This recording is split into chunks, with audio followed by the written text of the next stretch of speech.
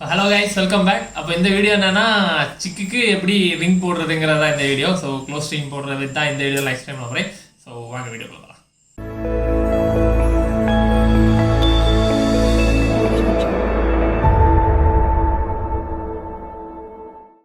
So guys, அப்போ நிறைய பேருக்கு தெரிஞ்சிருக்கும். ஸோ சிக்குக்கு எப்படி ரிங் போடுறது நிறைய பேர் நிறைய வீடியோவில் பார்த்துருப்பீங்க. ஸோ அதனால் நம்ம கமெண்டில் ஒருத்தங்க கேட்டிருந்தாங்க, ஸோ சிக்குக்கு எப்படி ப்ரோ நீங்கள் ரிங் போடுறதுன்னு ஒரு வீடியோ பண்ணுங்கன்னு. ஸோ அதனால தான் இந்த வீடியோ. ஹேண்ட் ஃபீடிங் எடுத்த அந்த கொன்னூர் சிக்ஸுக்கே நான் ரிங் போடுறேன். ஸோ அதே நம்ம பார்க்கலாம். அதுக்கு முன்னாடி நான் எக்ஸ்பிளைன் பண்ணுறேன் எப்படின்னு. ஸோ நம்ம ஒரு காப்போ வளையலோ நம்ம எப்படி கையில் போடுவோமோ அதே மாதிரி தான் அவங்களுக்கு ரிங் போடுறதும். ஸோ நம்ம எப்படி இந்த மாதிரி ஹோல்ட் பண்ணி வச்சுட்டு இப்படி தான் போடுவோம். ஸோ இந்த இடத்துல ஏறும்போது சின்ன ஒரு பெயினும் நமக்கு இருக்கும். அதே மாதிரி தான் பேர்ட்ஸுக்கும் அவங்களுக்கு 3 ஃபிங்கர் இந்த மாதிரி இருக்கும், அதாவது 4 ஃபிங்கர் இந்த மாதிரி இருக்கும். ஸோ அவங்களோட இந்த தம் ஃபிங்கரை நம்ம பின்னாடி ஃபுல்லாக பெண்ட் பண்ணி வச்சுக்கிட்டு ஃபஸ்ட்டு 3 ஃபிங்கரை ரிங்குக்குள்ளே போட்டு அப்படி ஃபுல்லாக இழுத்துட்டு அப்புறம் இந்த தம் ஃபிங்கரை இழுத்துருவோம். ஸோ இந்த மாதிரி தான் சிக்குக்கு ரிங் போடுறது. அப்போ கைஸ், சொன்னதில் உங்களுக்கு கொஞ்சம் முதல்ல ஏதாவது புரிஞ்சிருக்கும். அதுவும் நம்ம விஷுவலாக பார்த்தா இன்னும் நல்லாவே புரியும். ஸோ நம்ம ஹேண்ட் ஃபீடிங் எடுத்த சிக்குக்கு நான் இப்போ ரிங் போடுறேன். ஸோ நீங்கள் விஷுவலாக பாருங்கள்.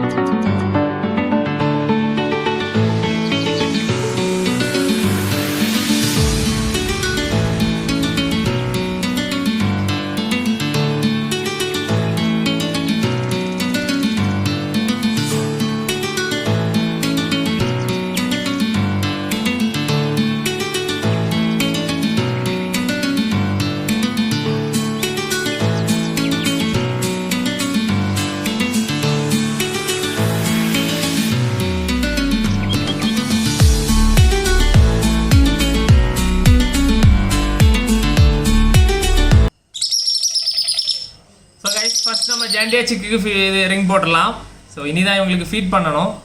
ஸோ அதான் அது ஃபுட்டுக்கு ரெடியாக இருக்குது. சரி சரி சரி. ஸோ கைஸ், இதுதான் சன்னு பிக்கோனியூஸுக்குள்ள ரிங்கு. உங்களுக்கு அதோட லெக் தெரியுதா? ஸோ இந்த 3 ஃபிங்கர்ஸை இப்படி சேர்த்து எடுத்துடுறோம். இந்த ஒரு தம்பு மட்டும் பின்னாடி தள்ளி எடுத்துடுறோம். ஸோ இப்படி எடுத்துட்டு ரிங்கை கரெக்டாக அப்படியே உள்ளே போடுறோம்.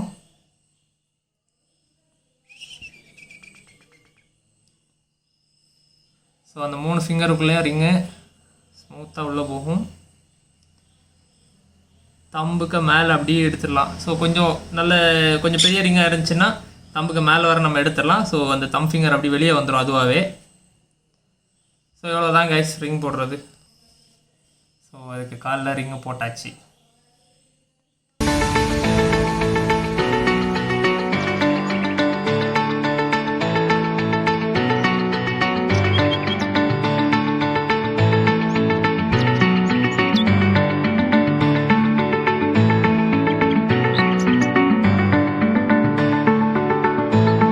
ஜாண்டியா சிக்கு ரிங் போட்டாச்சு.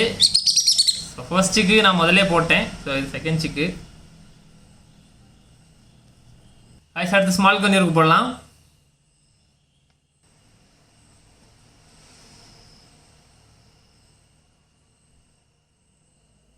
ஐஸ் ரிங்கு போட்டாச்சு. ஸோ தம் ஃபிங்கருக்கு பின்னாடி இழுக்கிறோம். ஸோ அதுக்கு சின்ன ஒரு பெயின் இருக்கும். Right right. Okay okay okay okay. அவ்வளோதாங்க ஐஸ்.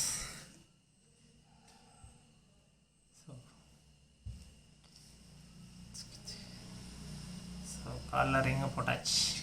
செகண்ட் பைனாப்பிள் கொன்னூர் சிக்கு.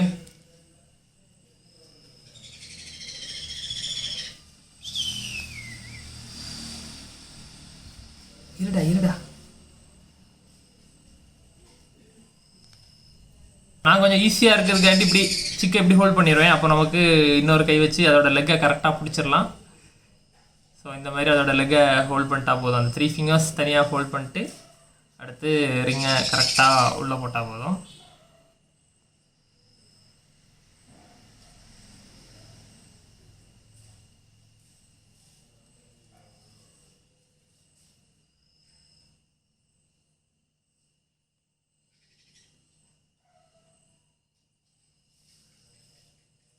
ஸோ ரிங் போது பாருங்க உள்ள. அவ்வளோதான் கைஸ். ஃபுல்லாக மேலே தள்ளிட்டு அப்படியே அந்த தம்பு கீழே வந்த அப்புறம் அதோட முட்டியிலேருந்து கீழே இறக்கிட்டா போதும். So that's all. இவ்வளோ தான் ரிங் போடுறது. ஸோ இன்னும் ஒரு சிக் இருக்குது, அதுக்கும் போட்டுடலாம் நம்ம. ஸோ இதான் கடைசி குட்டி சிக், பைனாப்பிள் உள்ள லாஸ்ட் சிக்கு. ரிங் போட்டுருமா? ஸோ எனக்கு இது கம்ஃபர்டபுளாக எனக்கு தோணும், அதனால நான் இப்படி பண்ணுவேன். ஸோ சிக்கை ஃபுல்லாக இப்படி ஹேண்டில் ஹோல்ட் பண்ணிவிட்டு ஸோ இந்த ஃபிங்கர்ஸை இப்படி அதை இந்த கை வச்சே பிடிச்சிருவேன். அதுக்கப்புறம் இந்த லெஃப்ட் ஹேண்டில் ரிங் எடுத்து அப்படியே போட்டுறது உள்ள. ஸோ அப்படியே உள்ளே போட்டு அப்படி ஃபுல்லாக உள்ளே இழுத்துட்டா போதும்.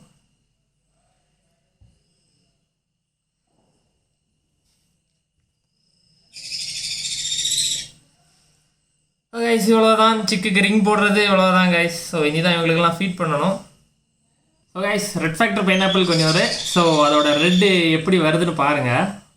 கைஸ் சிக்கோட கலர் பாருங்கள், அந்த ஸ்டெம்மே வந்து நல்லா ரெட்டிஷாக வருது. ஸோ நானுமே ஃபர்ஸ்ட் டைம் இப்போ தான் ரெட் ஃபேக்டர் சிக் வந்து இப்படி கையில் பார்க்குறேன். ஸோ அதனால் நான் ரொம்ப எக்ஸைட்டட் ஸோ அதோட க்ரோத் பார்க்க. ஸோ அப்புறம் அதோட சிக் பக்கத்துலேயும் அந்த கலர் வந்து ரெட்டிஷான அந்த இது வருது, ரெட் ஸ்டெம் தான் வருது. அதே மாதிரி ஷோல்டர், இந்த ஷோல்டரில் இந்த எட்ஜில் வர எல்லா கலருமே ஃபெதருமே ரெட்டிஷாக இருக்குது, ஸ்டெம்மே நல்லா ரெட்டிஷாக இருக்குது. உங்களுக்கு எவ்வளோ கிளியராக தெரியும்னு தெரில பாருங்கள். இதோட ஷோல்டரில் வரைக்குமே நல்லா ரெட்டிஷாக இருக்கும் அந்த ஸ்டெம்மு.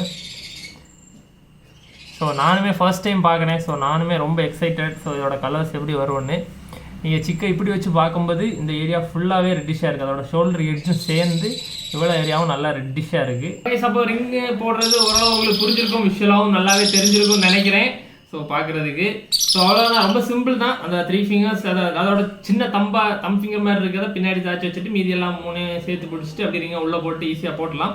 ஸோ நீங்கள் ஒரு 14th டேயில் போட்டிங்கன்னா உங்களுக்கு கரெக்டாக இருக்கும். அது இந்த ஸ்டேஜ் அதோட அந்த ஃபெதர் ஸ்டெம் எல்லாம் கரெக்டாக வெளியே வர டைமில் நீங்கள் ரிங் போடுறது போட்டிங்கன்னா கரெக்டாக இருக்கும். இதோட குட்டி ஸ்டேஜில் போட்டிங்கன்னா ஒரு வேளை அது உருவி கீழே விழுந்துடும். ஸோ அதனால் பெஸ்ட்டு இந்த மாதிரி அதோட அந்த ஃபெதரோட ஸ்டெம் எல்லாம் வெளியே வரும்போது நீங்கள் கரெக்டாக அதுக்கு ரிங் போட்டிங்கன்னா பர்ஃபெக்டாக இருக்கும். சிக்குக்கு ரிங் போடுற வீடியோ அவ்வளோதான். ஸோ சிம்பிள் தான். ஸோ எல்லாருமே போடுங்க, க்ளோஸ் ரிங் எல்லாரும் போடுங்க சிக்ஸ் இருக்குதுன்னா. ஸோ தைரியமாக போடுங்க, ஒன்றுமே ஆகாது. ஜஸ்ட் தைரியமாக கையில் எடுத்து கரெக்டாக ஹோல்ட் பண்ணி நீங்கள் போடுங்க. ஸோ உங்களுக்கு எது கம்ஃபர்டபுளாக இருக்கோ அந்த மாதிரி, உங்களுக்கு எது கம்ஃபர்டபுளாக இருக்கோ அந்த மாதிரி நீங்கள் பேர்டை ஹோல்ட் பண்ணி போடுங்க.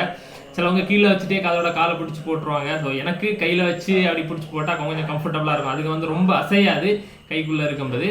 ஸோ அதனால் நான் அதை ஃபாலோ பண்ணுறேன். ஸோ உங்களுக்கு எப்படி கம்ஃபர்டபுளாக இருக்கோ அந்த மாதிரி நீங்கள் பண்ணிக்கலாம். ஸோ அவ்வளோதாங்க இந்த வீடியோ அதோட முடிஞ்சு. So thank you.